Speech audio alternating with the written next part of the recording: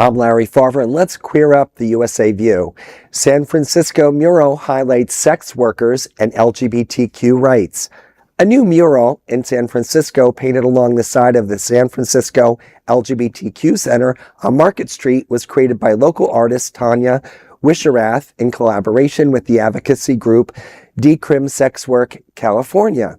Wischerath said, quote, "Sex worker justice is LGBTQIA+, racial, disability, immigrant, gender, HIV, and justice," end quote.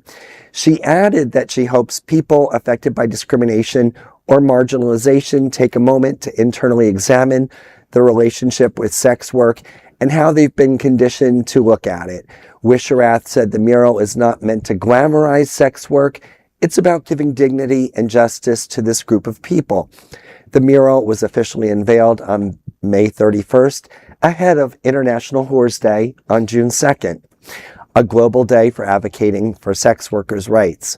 Lotus Lain, Vice President of DecrimSexWorkCA California, said the project collaborates the contributions of Q, trans, BIPOC, sex workers while pushing for greater protections and decriminalization. Lain also urged lawmakers to include sex workers in policy discussions. Well, sex work has been around since the beginning of time. The oldest profession. It is. It's biblical. It goes back, certainly. Literally, there used to be prostitutes in temples. That's how, in the even in pre-Christian times, there were temple prostitutes where they were paid to have sex with worshipers for whatever reason. Well, that's a good way to get people into church. If there's such thing as reincarnation, maybe that sounds pretty kinky also, to me. I hope that, maybe that was me. Can we talk about the fact that, sex work is bad, but if you put a camera in the room, and suddenly that's profession? Right. I mean, if we can make porn, why is a sex worker different than other things? Of course, the red states have been trying to ban both of those things with huge failures because red state is some of the largest consumer of porn. Right. I think one of the other things, I love the decriminalized group and the LGBTQ Pride Center in San Francisco for putting it up. But at the same time, you're looking at between the gentrification and the cost of living in San Francisco, are sex workers even able to afford living there? I actually checked on the MIT living wage calculator while we were preparing. You need to make about almost $70,000 a year. You got to be good at what you do. With no kids. If you have one kid, so that's about $33 an hour. Yeah. If you have one kid, you need to make about $70 an hour to live in San Francisco. Wow. I don't know anyone that makes $70 an hour. So that's insane. Bobby does. No, but I would say that, if you're engaging in sex work, there are variation of prices that goes all the way up to quite a few. Tell us about some personal experiences.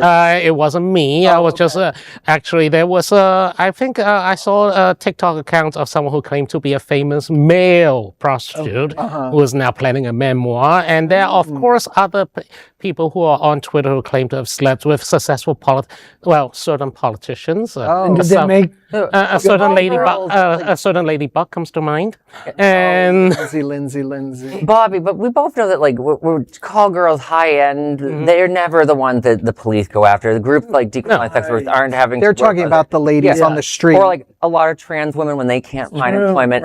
They're not making $1,000 a night. It's a very serious economic justice issue. The thing that irks me the most about justice for people that do sex work is that when they get picked up by the police, they get charged with a crime the same as the person who picked them up as well. And a lot of these people, it comes down to human trafficking. Some of them don't want to be doing what they're doing. Some of them lack opportunity. Some of them are underage. I mean, there are a lot of things that if you would just not even necessarily regulate it, but just decriminalizing it would make for a situation where justice can be served, because then these ladies and gender nonconforming people who are performing sex work, which is a job, I have to say, because I've had some, I'm not a sex worker, but I have to say I've had some hookups where it felt like a job. I'm just saying I didn't get paid for it, which was not good. Anyway, but I do want to say that,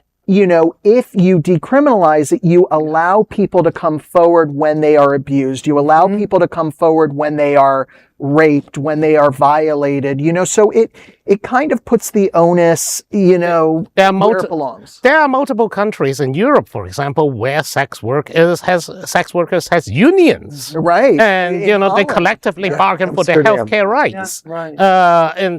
In Netherlands or I think in Germany or in other, I don't remember which country, but the point is, if you decriminalize it and let workers organize, that they are much better off than having to stigmatize them. I think part of it, and at least in the English-speaking world, is that we, especially in the United States, is that we come from a Puritan mindset where any kind of fornication is either seen as shameful or deeply immoral in any way, unless it's missionary position in 30 seconds. The only thing that's shameful about it is if you don't enjoy it. That's when it's shameful. And I want to say there is no other queer nonprofit media platform like this in the entire world. Support our LGBTQ stories by sharing them and subscribing to Queer News Tonight.